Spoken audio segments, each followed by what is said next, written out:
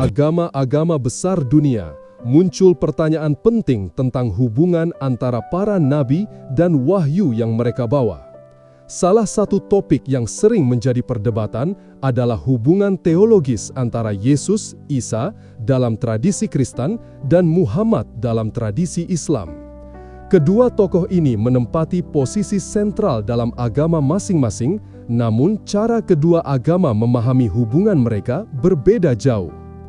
Islam menyatakan bahwa para nabi datang dalam satu rangkaian panjang dan bahwa Nabi Muhammad adalah nabi terakhir yang menyempurnakan ajaran para nabi sebelumnya, termasuk Yesus. Sementara itu, kekristenan menganggap Yesus sebagai puncak dan finalitas wahyu Tuhan, sehingga konsep penyempurnaan oleh nabi setelahnya tidak sesuai dengan inti teologi Kristen. Perbedaan paradigma ini menjadi sumber dialog, debat, bahkan seringkali kontroversi. Sebelum memahami argumen kedua sisi, penting untuk mengajukan pertanyaan kritis yang tidak hanya menyentuh aspek teologis, tetapi juga sejarah, konteks budaya, dan naskah keagamaan. Dalam diskusi kali ini, kita akan mengeksplorasi 10 pertanyaan kunci yang dapat membantu menelaah apakah klaim bahwa Muhammad menyempurnakan Yesus berdiri kokoh secara historis dan teologis, atau justru menyisakan ruang besar untuk perdebatan. Ya Tuhan, limpahkanlah keberkahan, kesehatan, dan kebahagiaan kepada siapapun yang telah mendukung tayangan ini. Balaslah setiap kebaikan mereka dengan kebaikan yang berlipat ganda. Jadikan langkah mereka ringan menuju kebaikan, dan bukalah jalan rezeki serta ketenangan bagi mereka. Amin. Apa makna penyempurnaan menurut Islam? Dan apakah konsep itu kompatibel dengan pengertian Kristen tentang finalitas Yesus? Apakah ada bukti historis bahwa para pengikut Yesus di abad pertama memahami diri mereka sebagai bagian dari rangkaian kenabian yang belum selesai? Dapatkah sebuah ajaran dikatakan menyempurnakan ajaran sebelumnya jika secara doktrinal justru berbeda secara signifikan, misalnya tentang ketuhanan Yesus, penyaliban, dan keselamatan? Mengapa klaim penyempurnaan baru muncul 600 tahun setelah era Yesus?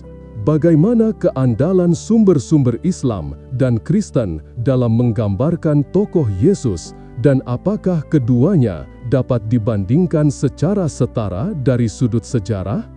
Jika Yesus dianggap membawa Injil yang utuh, mengapa menurut Islam kitab itu dianggap hilang atau berubah?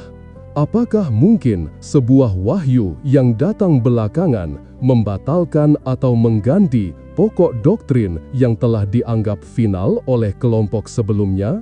Apakah perbedaan etika dan hukum, misalnya hukum ritual, poligami, peperangan, dapat dipandang sebagai penyempurnaan atau justru sebagai perubahan paradigma?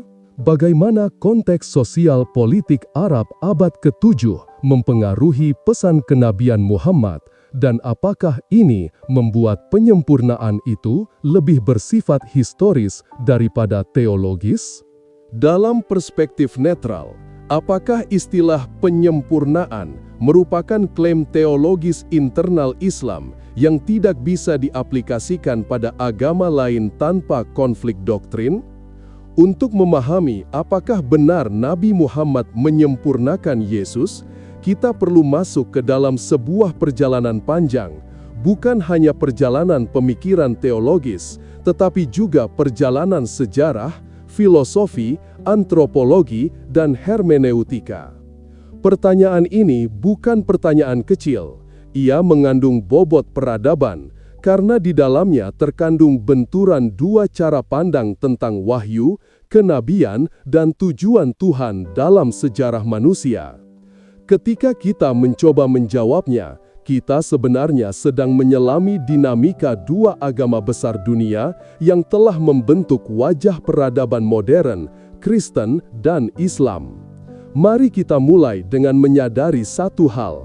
Pertanyaan ini selalu lahir dari perbedaan paradigma.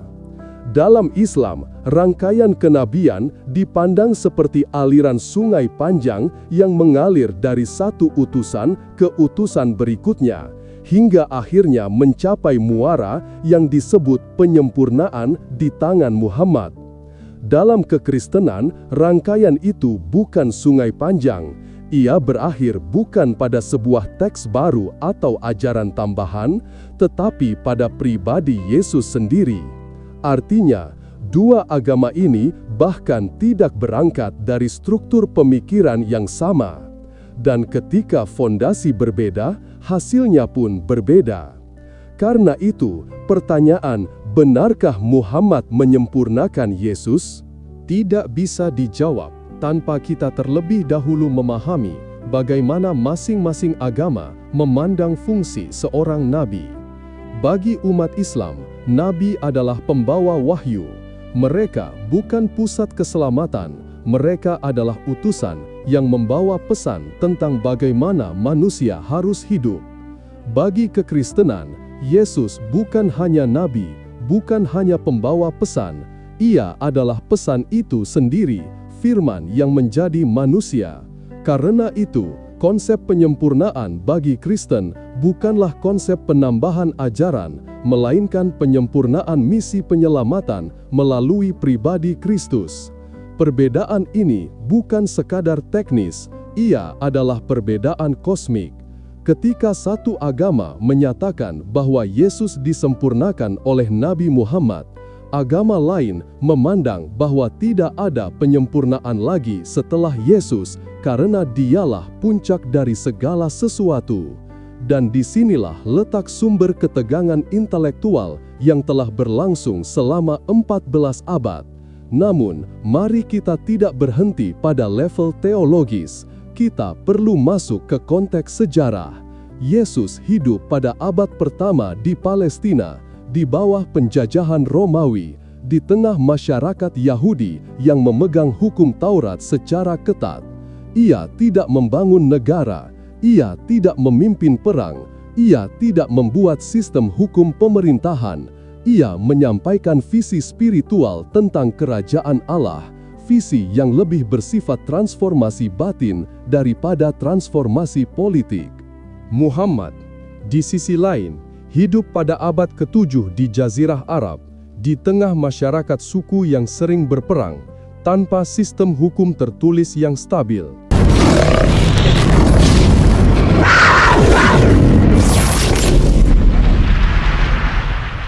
Bayangkan sebuah perpustakaan tua. Di sana tersimpan dua naskah besar, satu dari abad pertama, satu dari abad ke-7. Di hadapan kita, dua nama agung, Yesus dan Muhammad, dua sosok yang dihormati, dua misi yang berbeda konteks. Tetapi satu pertanyaan menghantui zaman, benarkah Muhammad menyempurnakan Yesus? Namun sebelum kita menjawab, kita harus jujur. Banyak argumen yang diajukan oleh pihak penuduh ternyata hanya berdiri di atas asumsi Kristen tentang Yesus. Dan justru bukan apa yang Yesus ajarkan. Dan disinilah letak-letaknya. Bagaimana mungkin kita membahas penyempurnaan Yesus jika ajaran Yesus sendiri tidak identik dengan teologi Kristen modern? Pertama, tuduhan mereka dimulai dari paradigma yang keliru. Mereka berkata, Yesus adalah finalitas wahyu. Tidak ada lagi setelah dia. Pertanyaan paling dasar yang jarang mereka jawab adalah, finalitas berdasarkan siapa? Yesus atau Paulus dan konsili gereja? Karena ketika kita membuka Injil, Yesus tidak pernah mengatakan bahwa wahyu berhenti dengan dirinya. Yesus tidak pernah berkata bahwa tidak ada nabi setelahnya. Yesus tidak pernah mengklaim bahwa dirinya adalah puncak kitab suci terakhir. Yang mengatakan itu adalah doktrin gereja pasca Yesus, bukan perkataan Yesus. Disinilah retakan pertama. Islam tidak menyempurnakan Kristen. Islam menyempurnakan wahyu para nabi, termasuk yang Yesus bawa sebelum diubah oleh tradisi gereja. Wahai umat Kristen, Yesus sendiri tidak pernah berkata ajarannya final atau terakhir. Tidak pernah. Tidak dalam Injil Matius, Markus, Lukas, Yohanes. Tidak dalam perkataan Paulus, tidak dalam kitab manapun. Justru yang ada adalah Yesus berkata begini, masih banyak hal yang ingin kukatakan kepadamu, tetapi sekarang kamu belum dapat menanggungnya. Yohanes 16 ayat 12. Apa itu? Itulah definisi bertentangan dengan finalitas. Seorang guru tidak menyebut dirinya final bila ia berkata muridnya belum mampu menerima seluruh ajaran. Dan lebih pedihnya lagi, Yesus sendiri berkata bahwa dirinya diutus hanya kepada Bani Israel, Matius 15 ayat 24, jika ia final untuk seluruh umat manusia, mengapa mandatnya hanya kepada satu etnis? Sebaliknya, Al-Quran menegaskan, dan kami tidak mengutus engkau Muhammad melainkan kepada seluruh manusia. Al-Quran Surah Saba ayat 28, di atas panggung sejarah jelas, pesan Yesus bersifat lokal, Muhammad bersifat global. Finalitas mana yang Anda maksud, kawan? Kedua, jika mereka bertanya, apakah mungkin Muhammad menyempurnakan ajaran Yesus? Maka jawabannya, bagaimana tidak? Faktanya ajaran Yesus jauh lebih mirip dengan Islam daripada teologi Kristen itu sendiri.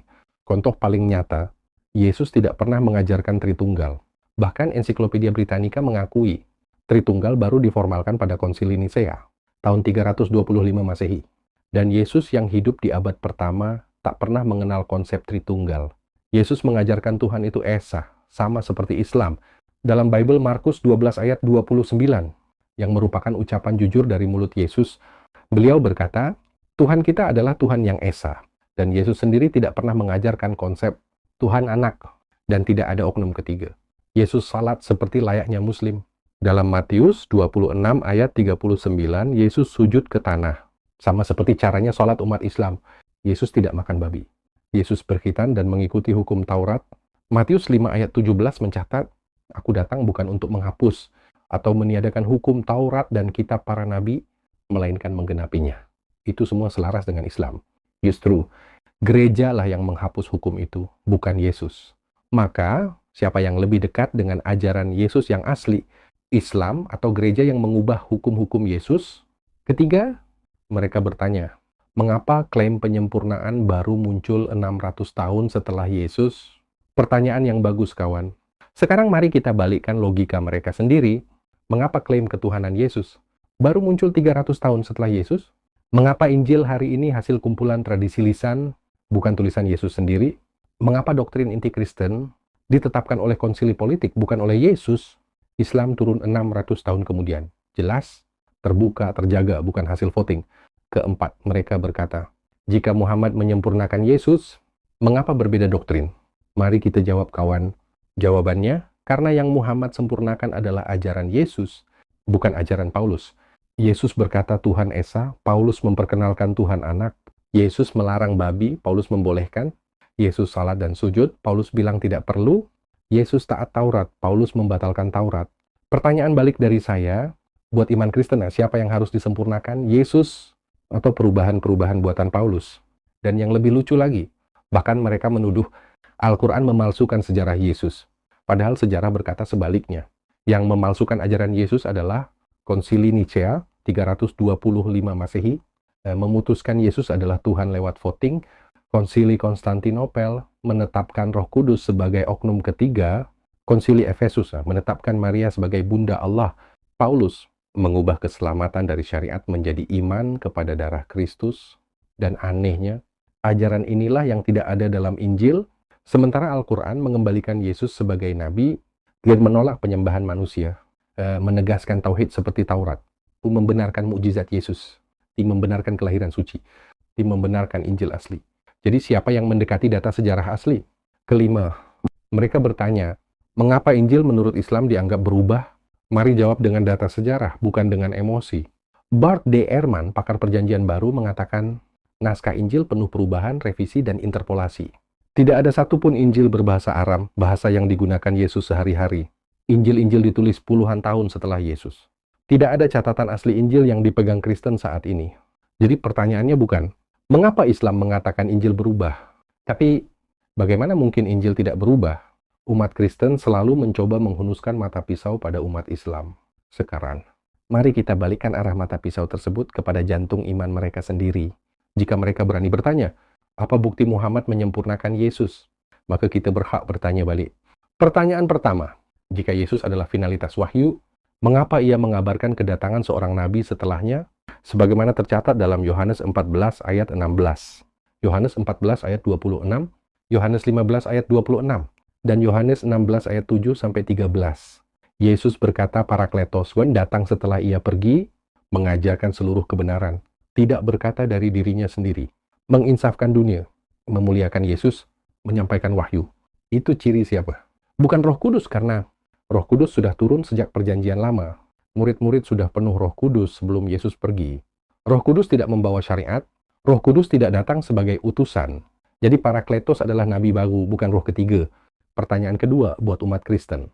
Jika Yesus adalah puncak wahyu, mengapa Kristen tidak mengikuti syariat atau ajaran yang Yesus ajarkan?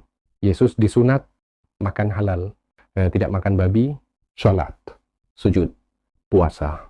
Tidak buat agama baru, tidak menyembah dirinya, tapi mengajarkan menyembah hanya kepada Allah saja. Mengapa umat Kristen modern justru meninggalkan semua praktik itu? Siapa sebenarnya yang melanjutkan ajaran Yesus? Yang mengikuti syariat Musa? Yang sholat? Yang berpuasa? Yang sujud? Yang menyeru Tuhan Allah Esa? Jawabannya jelas, umat Islam, bukan Kristen. Pertanyaan ketiga, jika Yesus final, mengapa ajaran Kristen hari ini bahkan tidak berasal dari Yesus tetapi dari Paulus? Paulus menghapus hukum Taurat, sunat, makanan halal, hukum syariat. Sedangkan Yesus sendiri berkata, "Jangan kamu menyangka aku datang untuk meniadakan hukum Taurat, sampai langit dan bumi lenyap, satu titik pun tidak akan ditiadakan dari hukum Taurat." Dan itu tercatat jelas dalam Matius 5 ayat 17 sampai 18. Tapi justru Paulus malah berkata, kita dibenarkan bukan oleh hukum Taurat. Dan itu tercatat dalam Roma 3 ayat 28. Jadi siapa yang mengubah ajaran Yesus? Bukan Muhammad. Pauluslah yang memutus mata rantai kenabian. Dan kesimpulannya, benarkah Muhammad menyempurnakan Yesus? Jawabannya adalah, jika kita memakai lensa sejarah, logika, dan perkataan Yesus sendiri, maka jawabannya jelas. Yesus tidak pernah mengklaim finalitas. Yesus menubuatkan kedatangan Nabi setelahnya. Kristen modern tidak mengikuti ajaran Yesus. Paulus mengubah fondasi agama, konsili merevisi konsep ketuhanan, dan Islam hadir mengembalikan tauhid para nabi. Muhammad membawa hukum global seperti Musa. Al-Quran meluruskan mitos yang muncul setelah Yesus. Pada akhirnya, penyempurnaan bukan sekadar kelanjutan ajaran.